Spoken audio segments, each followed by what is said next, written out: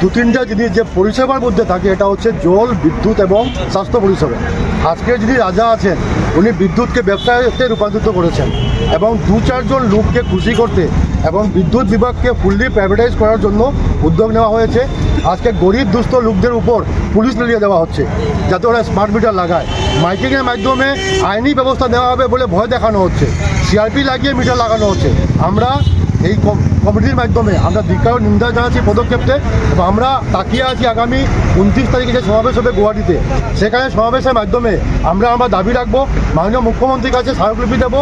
এর পরবর্তীতে যদি আমাদের দাবি মানা না হয় এবং সেই গরিব দুস্থদের উপর জুলুম চালানো হয়, ডিজিটাল লুট, এই ডিজিটাল মিটারের মাধ্যমে ডিজিটাল লুট চালানো হচ্ছে, সেই লুট যদি কায়েম থাকে আমরা সমগ্র আসামে বৃহত্তর আন্দোলনে যাব এবং আজকে এই শান্তিপ্রিয় আন্দোলন আগামী দিনে যদি কোনো অশান্তি রূপ নেয় এটার পূর্ণভাবে জিম্মেদার থাকবে আসাম সরকার এপিডিসিএল বিভাগ। ইলেকট্রিসিটি কনজিউমার অ্যাসোসিয়েশন জোর করে বল প্রয়োগ করে স্মার্ট মিটার বাড়ানো চলবে না। আইনি প্রশাসনের ভয় দেখিয়ে প্রিপেড মিটার স্থাপনের বিরুদ্ধে তীব্র আওয়াজ গড়ে তুলুন।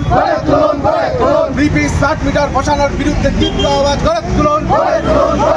জনগণের ঐক্য জিন্দাবাদ, সংগ্রামী জনগণের ঐক্য জিন্দাবাদ। অল আসাম ইলেকট্রিসিটি কনজিউমার অ্যাসোসিয়েশনের নেতৃত্বের দিকে তীব্র গণতান্ত্রিক আন্দোলন গড়ে তুলুন। All Assam electricity consumer association জিন্দাবাদ। ইনকলাব।